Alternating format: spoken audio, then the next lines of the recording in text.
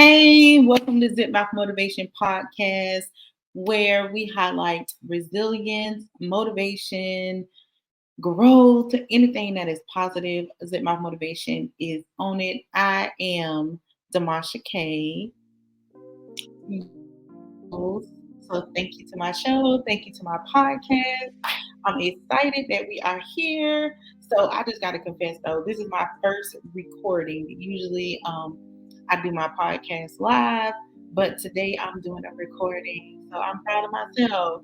I am proud of myself. I definitely want to thank everybody who supports my motivation podcast. Thank y'all for showing up and showing out all the time, sharing my podcast, sharing my reels. Um, I just recently got on YouTube as a real push, so I'm excited. I'm excited. It's going a little well for me. It's going a little faster than what I thought, but I'm actually happy about the progress that I've been making. So today we are going to talk about finding peace without closure. And I know some people don't want to hear it, but I got a couple of requests for this because people wanted to know what my take was on how they can find peace without closure. So we're going to go through the steps. First of all, you absolutely know that you don't always need closure. We feel like we do because we want to talk. We want to have a conversation as to what happened and why can't this. And it's always the why questions when you need closure. And so, what I tell people about why questions is nobody likes to answer why because some people feel like they don't have to explain themselves. They feel like you should know, and that's the end. Or you want to express yourself, and people don't even care about what you feel. They don't even care about what you think. Not to say that they're selfish, but maybe they just don't care for whatever reason that they don't care. Okay? So, step one in finding peace without closure is acceptance. Accepting that this may never change, accepting that they may never acknowledge how you feel, accepting that they may never apologize. And I know that sounds crazy because sometimes what you do for someone else, they are completely not going to do for you. And this is where you find out what is reciprocated in your life and what is not reciprocated in your life. Who is reciprocating the same that you are giving and who's not. And I find that a lot of people find it hard to accept things because they feel like I would have never did that to you. Trust me, because I'm one of those people. Like I feel like I would have never did that to you. So how could you do it to me? Well, guess what? The way that you love, other people may not love. They may not have the capacity to be able to give you or reciprocate that same love that you showed. And that's okay too. You just have to learn. Step two, forgive. Forgive. I know I have a really close friend, and I know she wouldn't mind me saying this, and she has a hard time forgiving, but I love the way that she's honest about it. I love the way that she doesn't mind saying, like, I have a hard time forgiving. And so when somebody does something to me, I have a hard time getting over it and telling them or accepting their apology. And at times I might hold on to it for a while. Now, do I talk to her about forgiveness and how important it is? Because once you accept that a situation may not change, that forgiveness is the major key point because this is where the moving forward is for you. Accepting that this may not change, accepting that you didn't get to tell your side of the story, but you have to be removed from this situation or you have to remove yourself from the situation in order to get to the next level. So if you don't decide that I'm going to forgive them and I'm going to get over this and I'm going to get past this, and guess what? The why is not important. Me telling my side of the story is not important because they aren't even reciprocating what you was giving them. And that's the whole picture when I tell people about finding closure without um, finding closure without finding peace without closure. My bad. But finding peace without closure is you have to have that peace within. You literally have to have that peace within, not you being spiteful because you may be the person that someone's looking for closure from, because that happens too. You may be the person that's unwilling to listen, that's unwilling to respect the boundaries that are set up. You may be that person.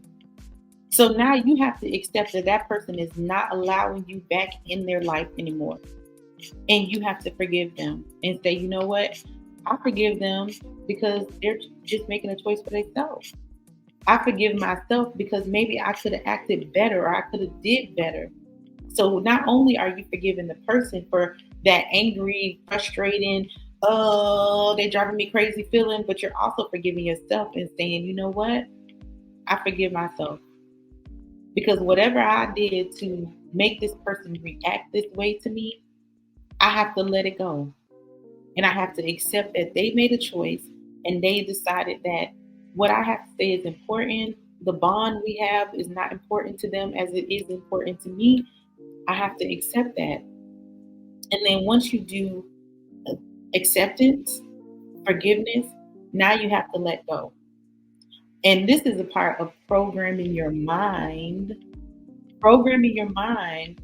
not to continuously play a scenario that may have happened but didn't happen, that could have happened but did not happen. This is the space where you have to live in reality. I have to let this go, not knowing what the next step is. I have to let this go, not knowing what they think about me. I have to let this go, not being able to tell my side of the story. And that's you finding peace within yourself. That's you forgiving yourself. And that's you accepting yourself. And that's you taking a deep breath, blowing it out, and saying, you know what? I got to let it go. I always tell people this way: if something is in your mind and it's driving, like it's keeping you up at night, and every day you're picturing this scenario and you're saying, I'm going to say this, or I would have said this, or I would have did that, let that thing go. Because now you are obscuring your vision for your next step. And we're not doing that. We going to the next step. We're learning to find this peace within ourselves because that's where the peace is going to come from, to be able to walk away from situations knowing that I did not get the closure that I felt I deserved. And it's okay. It is 100% okay. Because you never know, that closure may come a couple of years down the line. That closure may come 6 months after everything happened. Now you have to ask yourself, am I going to treat that person like they treated me, or am I going to treat them like I would have treated them the first time? And there is the big question. And only you can answer that question. I can't even tell you what I would do because from time to time, I don't know when people need closure. Am I just going to say, you know what, when I needed closure from you or when I needed something from you, you were not able to do that thing for me. So now I'm completely done. You just never know what you're going to do. But you have to ask yourself that question. If I was in their position, would I be giving closure? And it's a question. So 3 steps to finding peace without closure: acceptance, forgiveness, and letting go. I'll say it again. 3 steps to finding peace without closure: acceptance, forgiveness, and letting go. Thank you for watching Zip Mouth Motivation. Thank you for joining the podcast. Thank you for sharing and everything that you do that is so above and beyond in my eyes. I appreciate y'all. I love y'all and I respect y'all. Y'all definitely make sure you like, share, subscribe.